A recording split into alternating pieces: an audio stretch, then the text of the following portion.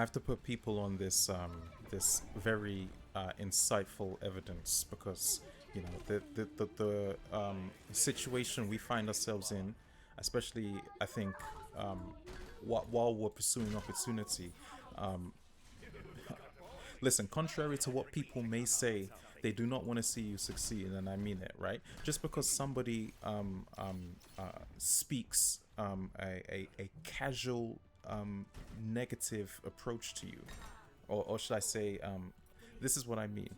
Somebody can smile in your face, but despise you without a trace, and I mean it. Like, you have to learn how to more or less see through these barriers, right? And the harsh reality of this situation is, it often is people who we genuinely thought were close to us, right? That end up exhibiting behaviors that perhaps we are deep down inside concerned that, like, this doesn't feel like love in my eyes, but somehow they're able to disguise it.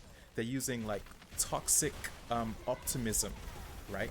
Like that they'll laugh off a they'll tell you something bad, and they'll laugh it off. They'll do something to you, and then they'll just laugh it off. Like a smile is supposed to solve a level of distrust or disrespect, right?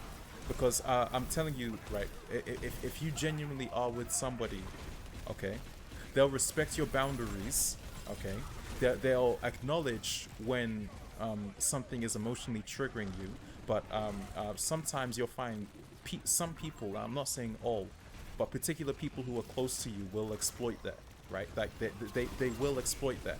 And my goal is to kind of more or less help you understand um, how to spot this without actually having to go through it, right? Because this is the last person you want to deal with. And I say that because the infiltration these types of people can do because of some of the secrets you've told them, or because of how well you've established a bond with them. Just as well as you've established that bond, I'm telling you, that bond can break. Okay, and I'm not here to instill concern with you. I'm sure there are very generous people, even who I'm personally aware of. However, just as there are good apples in life, there are bad apples. So when you're speaking to people, okay, um, pay attention to how they react to your accomplishments, and I mean it. Like pay attention to what they do when you bring forth good news. Okay, pay attention if they are even supporting you at that point, right? Okay, because um, you, you will find that the biggest indicator of somebody who smiles but leaves no trace of the intent is um, how they respond to your success. Because if they're in an adequate position and they really are as well meaning as they say they are, they will be absolutely astonished, right? They will be flattered, they will be honored and proud of the steps you have made. But more often than not, you can find that jealousy can be easily exposed. Okay, it's so easy, right? All you need to do is put somebody to that pressure, right? And I'm not saying go out there and put pressure on your entire community again, but I'm telling you straight up, just simple advice. Whatever, if something good has happened to you this week, right? You got a job promotion, you got a good grade in school, right? You even just something like that. Bring it to your close person and let me know how they respond, right? Just let me know what the pay, or let me say this: observe the response, right? Because that response there will tell you everything you need to know. You don't have to be an expert to understand the response, okay? But I will tell you one thing you want to pay attention to. It's what I've already mentioned, that smile, okay? So you need to be able to tell the difference between a genuine smile and a fake smile, because a fox can smile in your face before it devours you, and I'm not even playing around.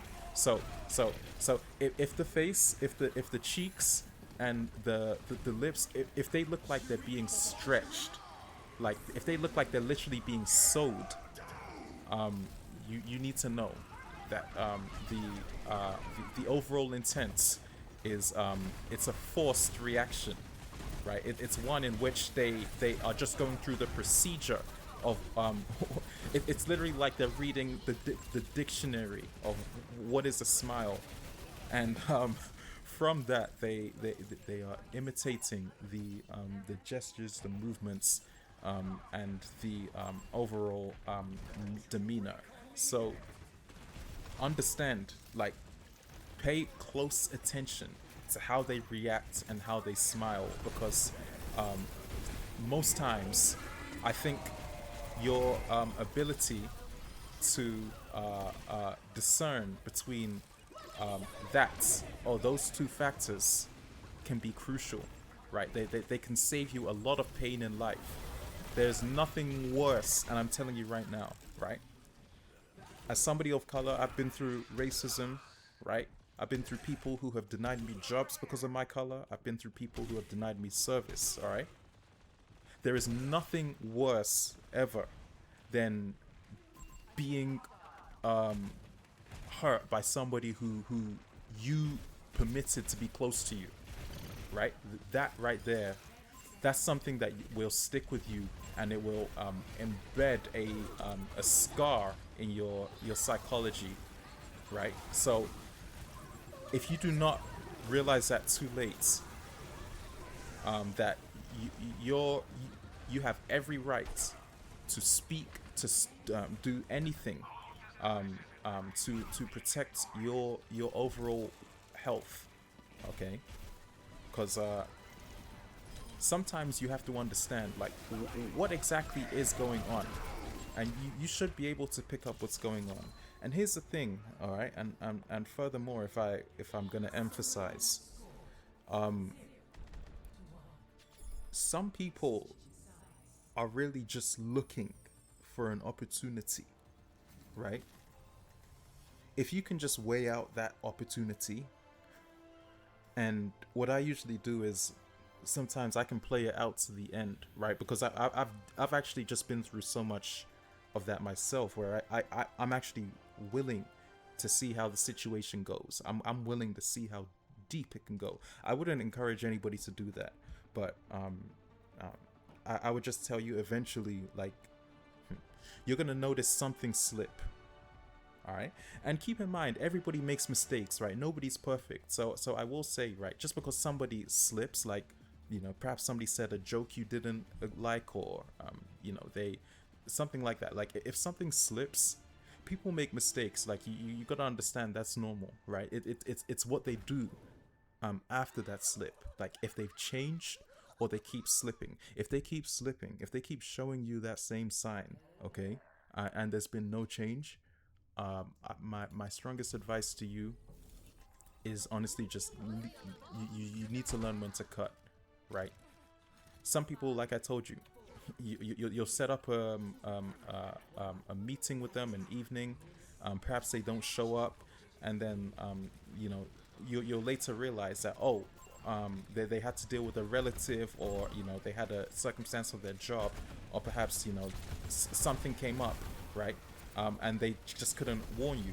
But you'll find that in the case where somebody is intentionally doing it, where they don't just give you that impression once, but twice, but 3 times, you gotta learn how to spot it.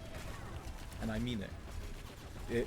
Because if you do not have the emotional capability to deal with how far somebody who is faking your life will go through to harm you, I'm letting you know right now, it is worse than racism. It is worse than discrimination. It's worse, right? Because this is somebody who you trusted, right?